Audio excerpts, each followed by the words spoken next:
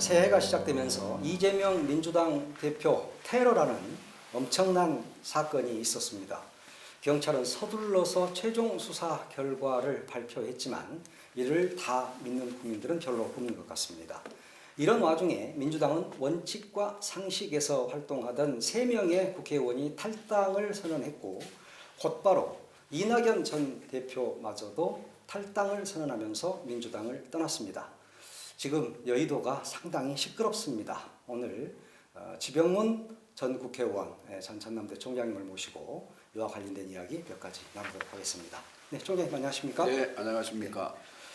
정말 그 새해 벽두에 곧바로 이재명 대표 테러. 야, 이거 정말 좀 무섭더라고요. 그렇죠. 이런 엄청난 일이 왜 일어나는 거예요? 세계 곳곳에서 지금 극우 세력들이 준동하는 좀 그런 흐름이 있지 않습니까? 또 이제 그 언론도 지금 또 문제가 있어요. 옛날에는 언론이 어느 정도 균형 감각을 가지고 양측의 입장을 균형 있게 보도하고 이런 것이 있었는데 새로운 뉴미디어가 발달하면서 네. 특히 이제 유튜브 이런 것들이 발달하면서 소비자가 자기가 원하는 것만 찾아서 그것만 계속 볼 수 있는 그 자기 견해와 다른 이러한 그 정보는 아예 네. 차단해버리는 그렇죠. 이런 것들이 극단적으로 가는데도 원인이 있지 않겠느냐 네. 그런 생각도 합니다. 이 화면에서 보니까 정말 딱 살해할 목적이 있더라고요. 극악무도한 범죄 행위 아닙니까? 사실은 정치권에서 혐오와 증오를 부추긴 감이 있어요. 방금 지적하셨듯이 언론도 이런 것들이 제대로 정화되지 않고 지금 그 메이저 언론들도 사실은 굉장히 편향돼 있습니다. 오히려 증오를 더 부추기는 그러니까요. 그런 상황이기 때문에 네. 이런 것들도 상당히 좀 우려가 되는 부분입니다. 최종 수사 결과를 발표를 하기는 했는데 의혹투성이인 것 같고요. 심지어 경찰은 신상공개 정보위원회를 열어서 인격권 침해다 이러면서 발표를 안 한다거나 이런 코미디가 없어요. 대한민국 경찰의 수준인데. 그러니까 이제 그 이번에 이재명 대표 공격 당한 이런 것들을 보면 우리가 연상할 수 있는 것이 1940년대 말 여운형 김구 암살이 됐잖아요. 네네. 김구 암살 같은 경우에는 소위 안두희가 암살을 하자마자 그때 당시에 경찰이 뭐 단독범이다, 김구의 한독당 내부의 분열 때문이다, 뭐 이런 식으로 했는데 결과적으로는 이승만 정권 차원에서 배후 역할을 했지 않냐 이렇게 나중에 됐지 않습니까? 또 네. 우리가 언론 가까이 보면은 1987년에 우리 박종철 열사의 경우에도 경찰이 탁친이 억하고 죽었다. 우리나라의 경찰이라고 하는 것은 친일의 흑역사를 갖고 있는 거예요. 네. 여기서 경찰이 벗어나야 되는데 그러니까요. 친일 행적을 반성을 해야 될 뿐만 아니라 또 독재 정권 하에서는 독재 정권의 하수인 역할을 했단 말이에요. 그런 측면에서 무슨 수사 결과를 발표하면서도 신상을 밝히지 못하는데 밝히지 못하는 이유도 밝힐 수 없다. 네. 완전히 계속 코미디를 하고 있는 것 같아요. 우리 역사로 보면은 민주화를 1987년부터 이제 본격적으로 이루어지고 그 사이에 많은 변화가 있고 지금도 이러고 있다. 그 참 답답한 일이죠. 그렇죠. 자, 이제 이 테러와 관련된 이야기는 여기까지 하고요. 지금 민주당은 사실은 지금 완전히 거의 불난집 수준입니다. 이낙연 전 대표가 그동안에 한다 하더니 결국 탈당을 해버렸습니다. 이래도 되는 겁니까?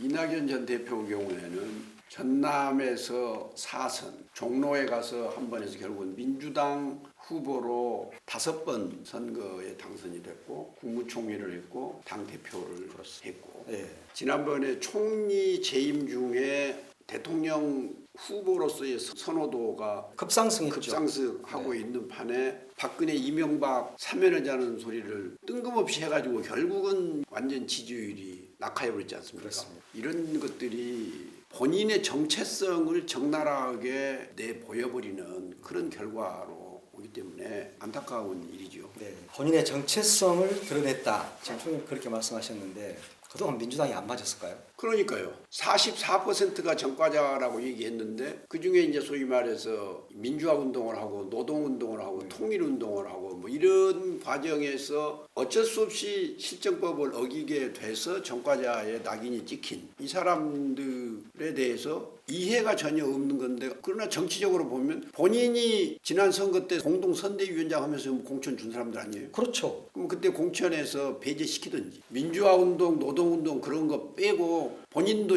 정과 2범이라든가. 그러니까요. 병역법도 있고 공직선거 위반도 있고. 그러니까요, 사람이 보면은 욕심이 앞서면 또 이 감정이 앞서면 실수를 하게 되거든요. 네. 근데 이제 그분이 열린우리당이 2004년에 창당될 때도 열린우리당 따라서 신당 만드는데 가지 않았고, 네. 그 노무현 대통령이 당선되고 나서 당선자 대변인인가도 했을걸요. 네. 그럼에도 불구하고 열린우리당 창당 과정에 참여하지 않고 민주당이 남아 있다가 2007년 대선을 앞두고 당시에 열린우리당이 지지도가 하락해가지고 안 네. 되니까 대통합민주신당이라는 걸 만들어가지고 민주 세력들을 다 모아서 이명박 후보와 경쟁을 하자. 네. 그러기 위해서 당시에 이낙연, 김효석 이런 분들이 남아있던 민주당하고 열린우리당이 통합해서 이렇게 하자. 그때도 마지막에 승선을 한 이런 거 있어서 그분이 개혁, 혁신 이런 얘기를 그동안에 국회의원 하면서 강하게 얘기했던 기억이 있습니까? 저는 언론계에 있으면서. 총장님은 의정 활동을 같이 하셨잖아요. 네. 국회에서. 그렇기 때문에 정말 정확히 아실 것 같아요. 우리가 열린우리당이 이제 어렵게 탄핵 상황에서 152석을 얻어가지고 소위 당시의 화두가 국가보안법 네. 없애고 방송법이나 언론 개혁하고 그다음에 이제 사립학교법 개정을 하고 이제 저는 그때 적극적으로 활동했던 때였는데 이분들은 재선 3선이라고 점잖하게 이 관망하는 것이었지 그것을 앞서서 싸우고 부딪히고 그런 기억은 없는 것 같아요. 네. 개혁 법안을 별로 안 좋아하신 분인 것은 맞는 것 같아요. 많은 분들이 그런 말씀을 하시더라고요. 탈당 선언을 하고 기자들하고 이렇게 일문일답을 하면서 얘기한 내용을 들어보니까 이준석 당이나 다른 이제 정당들하고 정치적 경험이 다른데 또 이념도 다른데 이걸 합칠 수 있느냐 네. 이렇게 얘기를 하니까 김대중 대통령과 김종필 CEO의 거리보다 이준석과 본인의 거리가 더 가깝다. 예. 그 다음에 보수적인 JP와도 김대중 대통령이 연립정부를 했지 않느냐. 연립정부는 의석을 확보한 서로 이념과 정책이 다른 정당들이 자기 이념과 정책을 그대로 유지하면서 권력을 분점하는 거예요. 네. 그게 연립정부예요. 네. 근데 정당은 자기 이념과 정체성, 정강정책을 확실히 내세워야 되거든요. 거기에서 차이가 있는 조직들이 어떻게 하나가 됩니까? 민주당에서 개원 5선에 전남도지사 3번에 총리까지 다 하신 분이 갑자기 민주당을 욕하면서 나가시는 게 사람 저럴 수도 있구나. 저는 그런 생각이 좀 들었어요. 그 국민의힘이 공격할 수 있는 부분이죠. 원칙과 상식이라고 그러면서 이원욱, 김종민, 조응천, 윤영찬도 나간다다 윤영찬은 빠지고 3명만 또 나갔습니다. 민주당한테 뭐 큰 타격이 될까요? 그건 뭐 큰 타격은 안 되겠죠. 왜냐하면은 과거부터 예상됐던 분들이고. 그러니까 문제는 원칙과 상식을 얘기하는 분들이 과연 원칙과 상식에 맞는 행동을 하느냐. 민주당이 이제 앞으로 공천 과정에서 이재명 당대표에 가까운 사람들은 무리해서 다 공천을 주고 이재명 대표를 당내에서 비판하고 했던 분들은 다 공천에서 배제하고 이런 식으로 가면 당연히 이 비판을 해야지요. 과연 민주당이 이런 의혹을 받지 않도록 시스템 공천을 제대로 하느냐. 이게 이제 앞으로 가장 중요한 것이고 물론 지금 3분이 탈당을 했지만 결국 공천 때문에 이제 나간 것 아니냐. 민주당은 그야말로 시스템 공천을 해야 된다. 네. 예를 들면은 의정 활동을 평가해서 하위 20%는 또 공천에서 탈락시킨다는 거 아니에요? 그러면 그 20%또 탈당할 수 있죠. 그렇기 때문에 앞으로 민주당이든 국민의힘도 마찬가지고 공천 과정에서 탈당해 나갈 사람은 있지만 국민들이 저 사람이 의정 활동 평가에서 하위 점수를 받아가지고 가지고 공천 못 받으니까 탈당한 사람인지 이게 공천이 자의적으로 이루어져 가지고 아주 부당하게 공천에서 배제되니까 탈당할 명분이 있어서 탈당하는 것인지 국민이 그 다 평가를 하는 게 선거입니다. 그렇죠. 네. 그래서 이제 탈당하는 사람은 늘어날 수 있으나 공천 과정이 투명하고 시스템이 작동해서 그 룰대로 가면 탈당을 해도 후유증이 없을 거고 네. 민주당 공관위원장이 그분이 지금 발표한 거 보니까 민주당이 정말로 비명이다 친명이다 구분 않고 제대로 공천하겠다 그러면서 최초로 국민 참여 공천을 하겠다 이렇게 이랬거든요. 네. 구체적으로 어떻게 이제 국민 참여 공천을 하겠다는 것인지 그야말로 공천을 공정하고 투명하고 참신한 인물을 발굴하는 이런 식의 공천을 한다면 이어지는 탈당이라고 하는 것이 의미가 없을 거고 그게 안 되면 지도부나 이재명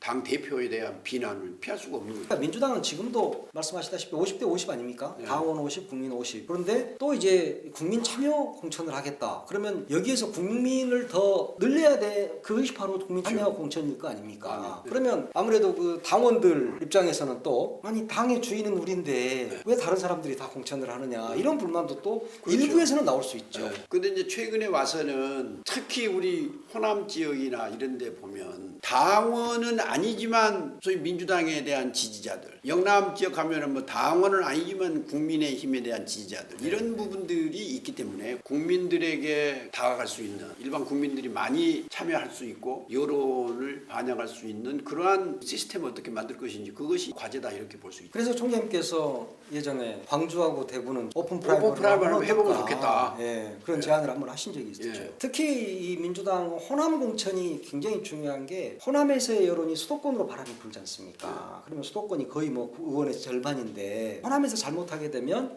사실은 민주당도 망하는 거예요.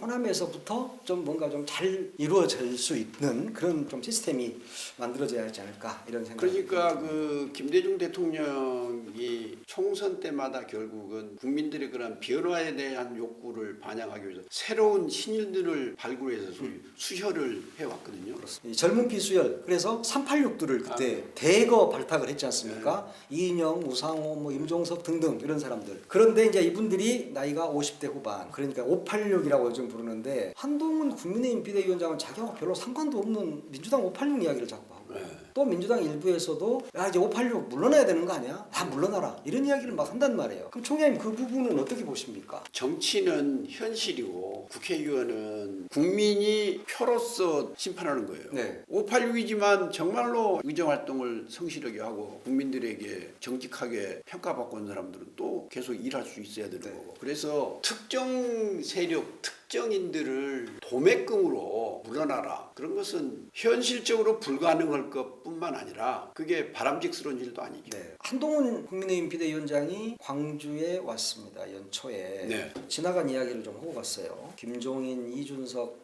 윤석열 등등 모두 다 이야기했던 것을 또 리바이벌 한번 하고 갔습니다. 5.18 정신을 헌법 전문에 수록하는 데 찬성한다 이런 이야기를 하고 갔단 말이에요. 실현도 안 되는데 왜 자꾸 이렇게 그게 표가 된다고는 생각하는 모양이죠. 문제는 그런 얘기가 한두 번이 아니다. 국민의힘 지지자들뿐만 아니라 당의 지도자들이 광주에 와서 몇 차례 그런 얘기를 했지만 결국은 전부가 공연물이 되고 말았다. 네. 그래서 예를 들면은 이번에 한동훈 그 비대위원장의 경우에도 5.18 정신을 헌법 전문에 수록하자고 하려면 원포인트 개헌이라도 하자 이렇게 해야 되는데 원포인트 개헌이고 저 절차가 어떻고 거기다 또 단서를 많이 달아놨단 말이에요. 그것은 뭐냐 안 한다는 안 거죠. 하겠다. 광주 시민들이 그거에 속지 않습니다. 어떤 측면에서는 그런 식의 얘기는 광주 시민을 모독하는 것이기 때문에 이 얘기를 안 한 것만 못할 것이다. 여야 합의로 해서 원포인트 개헌이라도 하자. 하겠다. 그럼요. 그러면 그 제안을 했다면 좀 진정성이 있어 보이는데 그렇죠. 지난번 대선 때 정치권에 몸담지 않았기 때문에 윤석열 후보가 5.18 정신 얘기하고 헌법 전문 수록 찬성한다고 할 때 광주 시민들이 조금 기대했을 수도 있어요. 알고 보니까 맹탕이었다. 자 오늘 현안이 많아서 이야기가 좀 길어졌습니다. 네. 오늘 여기까지 하겠습니다. 네, 네 감사합니다. 감사합니다.